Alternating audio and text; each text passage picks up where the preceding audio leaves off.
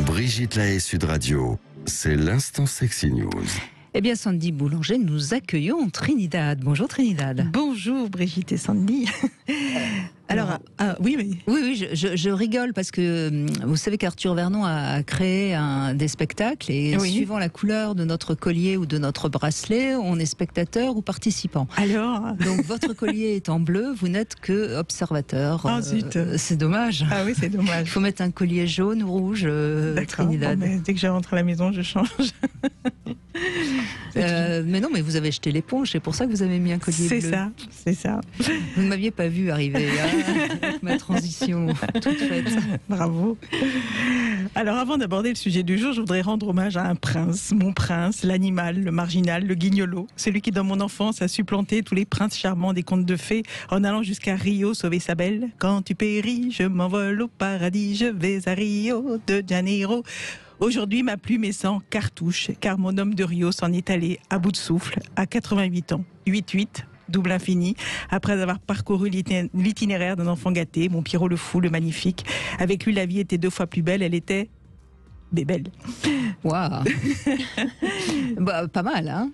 Oui. Je pense que c'est mieux que ce que va dire Macron tout à l'heure, mais bon. Tour à tour, flic ou voyou, il donnait le bon Dieu sans confession quand il devenait Léon Morin, prêtre, et Jeanne Moreau aurait pu lui chanter « J'étais dans Napoléon, j'étais dans Napoléon ». Mais ensemble, ils préféreront une sonate en moderato cantabilé. J'ai envie de me dire qu'il est juste parti passer un week-end à Zuidcote ou faire les tribulations d'un Chinois en Chine. Oui, chez nous aussi, on l'aimait bien. On l'appelait Jean-Paul Belmondo. Pour ma part, je lui tire mon chapeau, un Borsalino, bien sûr. Voilà, vous avez bravo. Merci. Non, c'est un bel hommage. Vous avez reconnu quelques-uns des titres de ces films, j'en passe et des meilleurs, et ça me fait une super transition, car en parlant de passe, je vais vous parler des bâtonnets. Et vous allez me dire, parlez-vous des bâtonnets qu'on se fourre dans les narines quand on se fait tester avec moi. Les bâtonnets. Les bâtonnets qui nous éloignent l'un de l'autre si l'on est contaminé. Les bâtonnets. Eh ben, pas du tout. Les bâtonnets dont je vous parle sont des éponges à sperme qu'on appelle des drip sticks. Est-ce que vous avez déjà entendu parler de ça ? Je crois que c'est contre le viol ou quelque chose comme ça, non ? Pas du tout. Non, bah alors. Pourquoi utiliser des éponges à sperme ? Eh bien parce qu'après un rapport sans préservatif, le sperme s'écoule du vagin tel un long fleuve tranquille et ça dérange certaines. Imaginez, vous avez un rapport rapide entre midi et 2 avec un amant trouvé sur à peine, vous avez à peine le temps de passer aux toilettes, vous n'avez pas de protège-slip pour absorber sa semence, et bien toute l'après-midi, vous vous sentez comme le robinet de la cuisine qu'on a mal fermé. Oh, Trinidad. Eh bien... C'est assez romantique. Alors là, vraiment... Oui, je vais passer d'un hommage. Vous nous avez retourné là, c'est bon. Eh bien, un petit coup de dripstick et ni vu ni connu. Leur slogan pourrait être avec dripstick, on ne trempe pas son slip. Voilà, je vais au bout de la poésie. Hein. Dripstick pour les femmes, mais pas pour les hommes. Non, car l'utilisation est uniquement vaginale. C'est un petit tampon pour les femmes inventé par une femme, Frances Tang, qui n'est ni française ni chinoise, comme aurait pu laisser imaginer son nom. Elle est canadienne, je crois. Oui, je crois. Et elle a commercialisé le petit objet avec son entreprise Awkward Essentials, traduction essentielle bizarre. Et depuis, sa petite entreprise connaît pas la crise, surtout depuis le buzz du mois de juin. Car le dripstick existe depuis 2019, mais c'est une vidéo sur le compte TikTok réalisée par une des employées au début de l'été qui a fait son succès. Apparemment, Brigitte, ça soulage beaucoup de femmes et elles ont l'aval des gynécos, sans jeu de mots graveleux cette fois-ci, parce que c'est une éponge de qualité médicale.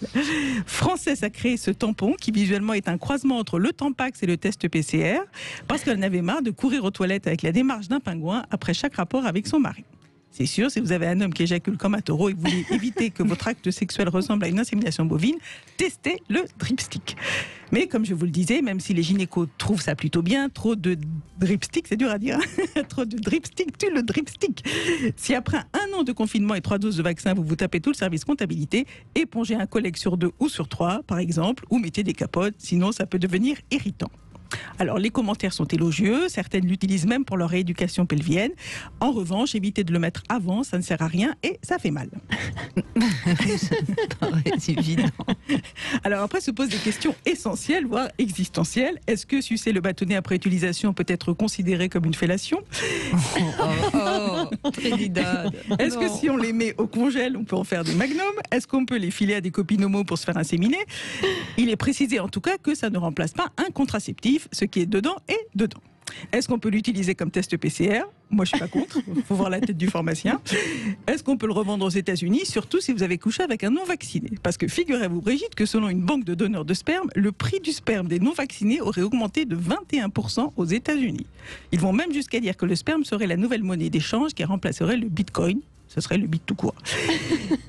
Par contre, je n'ai pas réussi. À tel point qu'il y a des gens qui sont anti-vaccins, donc qui ne veulent pas du sperme de quelqu'un qui serait vacciné. Voilà, c'est ça. Ah oui, d'accord. Ah oui. Par contre, je n'ai pas réussi à trouver l'information pour savoir si c'est à usage unique ou si ça peut se laver après, parce que c'est une éponge. Je parle du dripstick, bien sûr, et pas du vacciné. Vu le prix, $12 la boîte, on peut imaginer qu'après chaque rapport, on jette l'éponge. Vous allez me dire, c'est pas cher. Oui, mais les frais de port sont de $19. Ah oui, quand même. C'est pas commercialisé en France encore. Non. Et dans la boîte, il y en a combien? Il y en a 12? Il y en a 12. Ouais. Oui. En tout cas, en matière d'éponge, on connaissait le tampongex. Voici le tampon sexe. Ça récure, ça dégraisse dès que l'on se fait tirer. Mais cela étant dit, je vais donner l'info. Il suffirait de mettre un petit peu d'éponge végétale et ça ferait l'affaire. Hein. Oh ben, je pense. Bah oui, on bouche le vagin, c'est tout. C'est pas utile d'aller dépenser une fortune pour un. Enfin, je veux dire, on peut peut-être le fabriquer soi-même. Bah oui, avec de l'éponge végétale, vous fabriquez ça et puis ça ira très bien. Et c'est la crainte de pouvoir le ressortir après, je pense. Bah, enfin, quand même, vous non, bien sûr, mais enfin, c'est quand même pas très compliqué d'aller sortir quelque chose qui est dans le vagin. Et puis je dirais que dans les toilettes, dans le lavabo, on peut se laver. Franchement, moi, je vois pas l'utilité de ce truc, hein, franchement. Mais écoutez, voilà. Mais enfin, bon. Mais non. Vous avez un peu d'expérience aussi, mesdames. Ne me regardez pas comme si vous étiez des vierges. Tout à fait. Moi, j'ai jamais utilisé de dripstick, mais chaque matin, je le suis. Non, mais je veux dire, on a un rapport sexuel, on arrive à se nettoyer sans. C'est ça. Mais peut-être ça interroge sur le sentiment de se sentir sale ou un truc comme ça, parce que aussi. Je pense que c'est plutôt ça. Oui, aussi. Ouais. Et alors, j'ai entendu parler, je ne savais pas que ça s'appelait comme ça, mais j'en ai entendu parler sur les réseaux sociaux, parce que notamment, ça venait dire aussi que toutes ces pertes blanches abondantes que peuvent avoir aussi certaines femmes, ça pouvait être une solution extraordinaire. Et de là était de dire, mais en fait, on peut aussi pousser. Comme on peut retenir ses règles, on peut pousser aussi ses pertes et le sperme. C'est juste aussi une histoire de sensation, de rééducation de son vagin. On n'est pas obligé de se trouver toujours un truc Le problème dedans. aujourd'hui, c'est qu'on parle sans arrêt du clitoris et plus du tout du vagin. Ben non, le pauvre. Bah oui, mais il a beaucoup de capacités quand même aussi, dont d'expulser le sperme sans forcément lui introduire un machin dedans. Bah oui, franchement, je pense que c'est pas une bonne invention. Mais c'est une bonne chronique. C'était génial. Je suis d'accord. Génial. Vous nous avez beaucoup amusés. Aussi bien pour l'hommage rendu à Bébel. Il n'y a pas de lien entre l'un et l'autre. C'est pas bien que vous avez fait. Je vais peut-être en chercher un. Je vous fais confiance. Je pense que vous pourriez en trouver un. Je n'en doute point.